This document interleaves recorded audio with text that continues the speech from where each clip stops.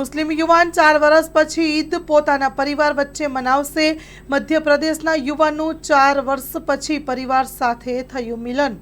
મધ્યપ્રદેશના ઉજ્જૈન વિસ્તારનો મુસ્લિમ યુવાન પપ્પુ રફીક મોહમ્મદ ઉંમર વર્ષ 44 ગુમ થતા પરિવારજનોએ તેની સતત શોધ ચલાવી હતી।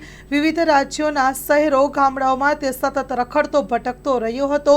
4 વર્ષ પછી તે આખરે ગુજરાતના આણંદ શહેરના માનવતા ચેરિટેબલ ટ્રસ્ટને મળી આવતા સંસ્થાએ તેને આશ્રય આપી તેની સારવાર કરાવી હતી। માનવજ્યોત સંસ્થા ભુજના સામાજિક કાર્યકર રીતુબેન વર્મા આણંદ આશ્રમની મુલાકાતે ગયેલા ત્યારે આ યુવાનને સાથે ભુજ લઈ આવ્યા હતા।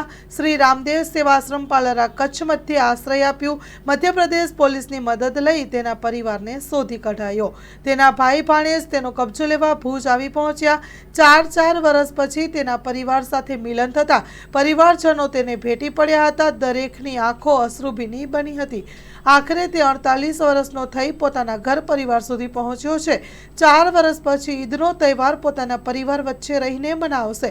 પરિવારની કરુણતા અને મુશ્કેલીઓનો અંત આવતા પરિવારજનોએ માનવજ્યોત સંસ્થા ભુજનો આભાર માન્યો હતો। માનવતાના આ કાર્યમાં પ્રબોધ મુનવર, પૃથ્વીરાજસિંહ જાડેજા, સદેવસિંહ જાડેજા, આનંદરાય સોની, કનૈયાલાલ અબોટી, દીપેશ શાહ, રફીક બાવા સહયોગી બન્યા હતા। સ્ટોરી રિપોર્ટ બાય કરણ વાઘેલા, ભુજ। नमस्कार, मेरा नाम रितु वर्मा है। मैं मानवज्योत संस्था में सीनियर सोशल वर्कर हूँ। हम लोग आनंद मानवता चैरिटेबल ट्रस्ट से 10 प्रभु जी को लेकर आए थे, जिनमें से आज पप्पू भाई के परिवार मिला हुआ है और 3 साल बाद पप्पू भाई अपने परिवार से मिले हैं।